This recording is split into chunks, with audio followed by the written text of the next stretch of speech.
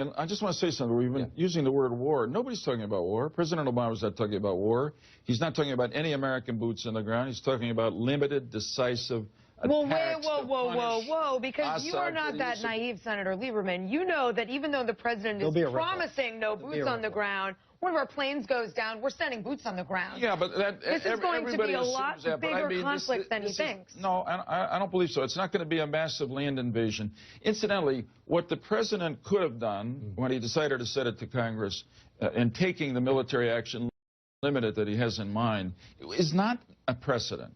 I mean, President Reagan did it in Grenada and struck at Libya when he thought the Libyans blew up a disco in Germany. You know, President Clinton went into Bosnia. People could argue he had no national security interest there, but a lot of people were getting slaughtered by the Serbs at that point. And it goes on and on. So you still are mad that the president went to Congress. I think the president going to Congress is the best thing that happened because it gave us time. Here was my concern. You don't agree with me? No, here's my concern when he did it. I don't think he had to do it. He himself said it, and I think he was right that he had the legal authority to take action himself as commander-in-chief under the War Powers Resolution, everything else.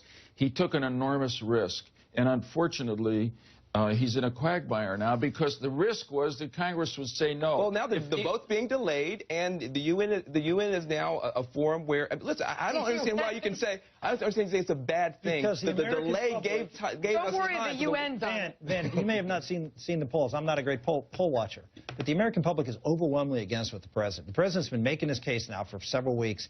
They are against military action. They do not see any positive benefit for the United States in getting involved in a war between two radical elements of which neither are our friends. Wow. At the end there, the person who actually made a little bit of sense for the first time in his life, and I do mean the first time in his life, is Rick Santorum.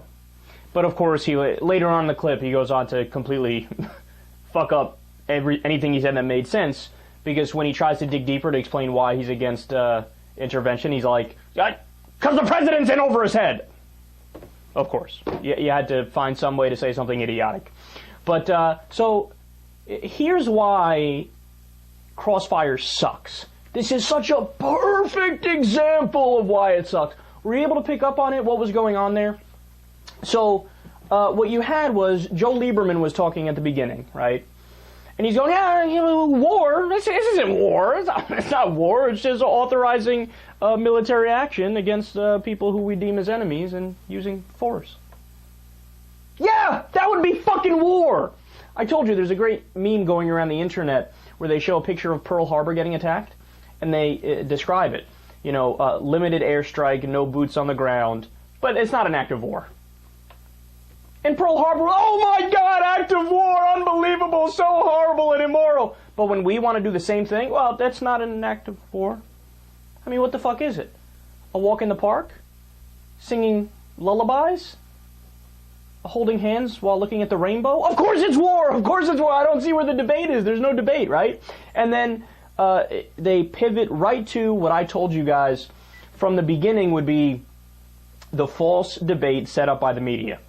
Now, the liberal position, as Van Jones shows you, is, oh, well, of course, I mean, everybody agrees that we should, you know, do something in Syria, but I am in favor of the president going to Congress and getting authorization. And then Lieberman, the so-called centrist, he was like, no, we shouldn't have went to Congress, he just fucking went. I mean, what do you, War Powers Act, you can do whatever the fuck you want to do if you're the president, don't you know that? And then he gave the examples of Reagan and Clinton. So the left-wing position is go to war, but ask pretty please first. And the right-wing position is just go to war. What's left out of that equation? The obvious thing that makes all the sense in the world of maybe we shouldn't go to war at all. Now, again, Rick Santorum briefly holds down that position, but Rick Santorum came to this conclusion about 7.5 minutes ago. As soon as he heard it was Obama who agreed with going to Syria, he's like, oh, then now I'm against it. When, as 3 weeks ago, I would have totally been in favor of it.